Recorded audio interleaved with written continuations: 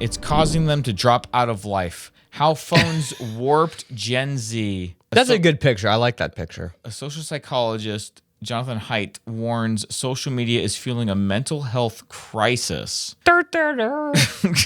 Thank you for believe it. telling me that. See, I don't like these stupid studies because it's like, hey, we have the answer.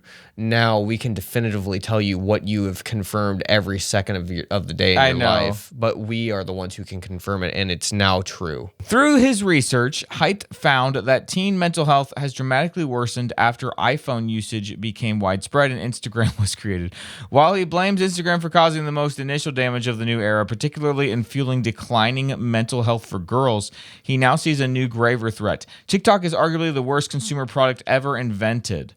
Now we're getting to the banning. Now Now we see the propaganda. Now it makes sense why all of a sudden it's okay to talk about. Without action from parents, lawmakers, schools, and tech companies, the youth mental health crisis will continue unabated, he warns, and there could be some unexpected political fallout. As Haidt puts it, with a growing sense of anxiety and dislocation, people may become more open to an authoritarian leader who promises to stop the chaos. Okay. It seems a little weird. It's like they're clearly seeing something that we're like. Well, actually, it's not. They're seeing what we're seeing, where we say, everything's getting so bad. Like, wouldn't it just be nice, in some sick way? Wouldn't it just be relieving if some just strongman kind of person was like, guys, this isn't happening anymore? Yeah.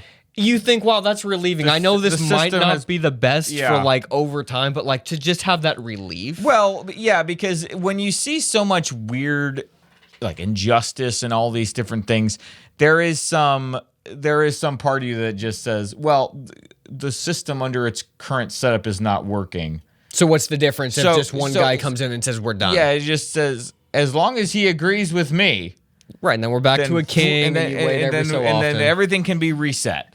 What does that have to do with?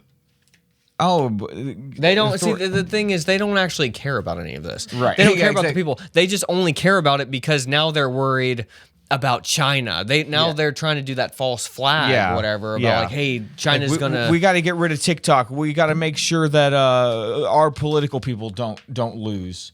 Yeah. You know what I mean? But that's what I'm saying. And that's what's sick is that the whole point of this is that nobody is taking what kids need into account. And now it's like... They're just worried about the leaders of the world. Yeah. They're not worried about the kids. The kids are suffering, but also they're going to become more stupid. Yeah. And it's going to all become so chaotic that people we don't like are going to win elections.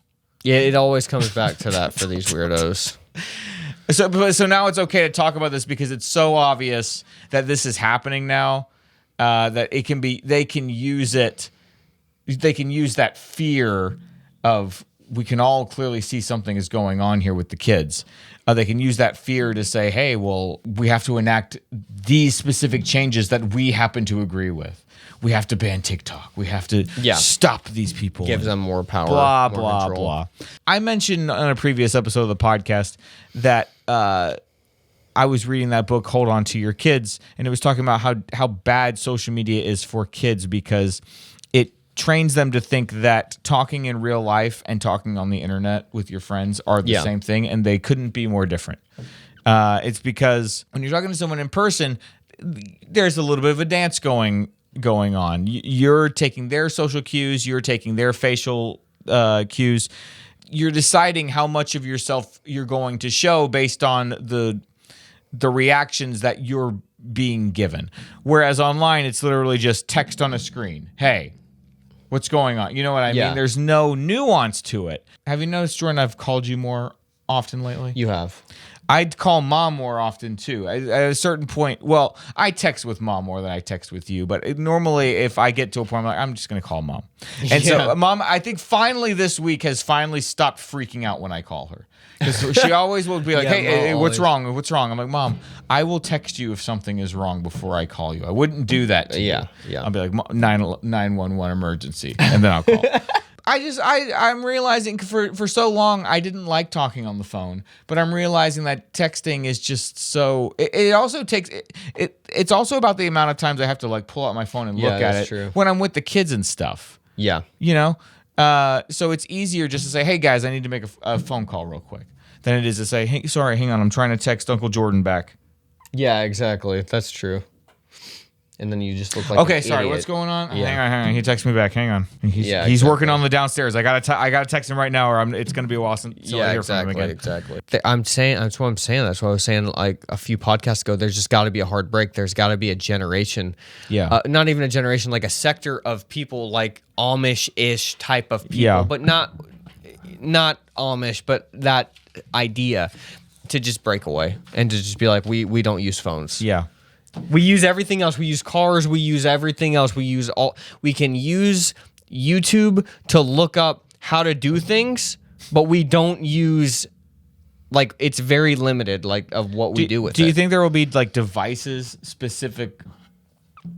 for specific purposes, or maybe like I don't know. I have no idea. How's that gonna look? I don't know. Because I know they have like those dumb phones now that are like smartphones, but they just make phone calls and do text messages. They don't have apps on them or anything like that. There's one really good company called Brick. Yeah. I've seen them advertised where you have to actually physically scan something on the brick and it turned your phone into a brick phone. Okay. But like you can literally just make calls and texts. Okay. That's all you can do. Yeah. And then you leave that brick at home that you scanned. And so your phone is permanently a brick phone from then on. Like your smartphone then turns into just being able to call and text, and that's it. You can't look up anything online. You can't do anything like that. So when you go to the grocery store, you physically have locked your phone to only be able to do those two things. Oh, interesting. So then when you come back home, then you can scan it, and then it works again as a regular phone. It's a genius idea. That's awesome. I've actually wanted to reach out to them and be like, if I did end up doing the Sponsor. podcast again, the If Then podcast, Oh, yeah. I was like, what sponsor would make sense? Yeah. Like that makes sense Yeah, to me. that would be And good. Maybe I could reach out to them. You That's what I was should. thinking. You I was should. Like, hey, just, you should. You don't have to pay me that much. Just I'm gonna do the show. I'm anyway. doing it anyways. Yeah. No, but your average user who is your average user. Uh-huh. You're still a user. You're still using it. You can't get out of it. Yeah. It all really comes back to, I do think there will be like an almost Luddite generation. And maybe, honestly, for a long time I've said, it's going to be kids rebelling against the previous generation. But I'm not sure how much I subscribe to that anymore. I think part of it is going to have to be adults being adults.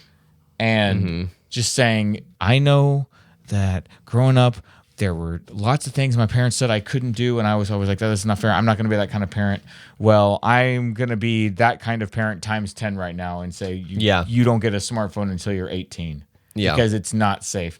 And it's not that we don't need laws saying, you can't have social media until you're 16 or 18 or whatever, all this dumb stuff they're trying to do.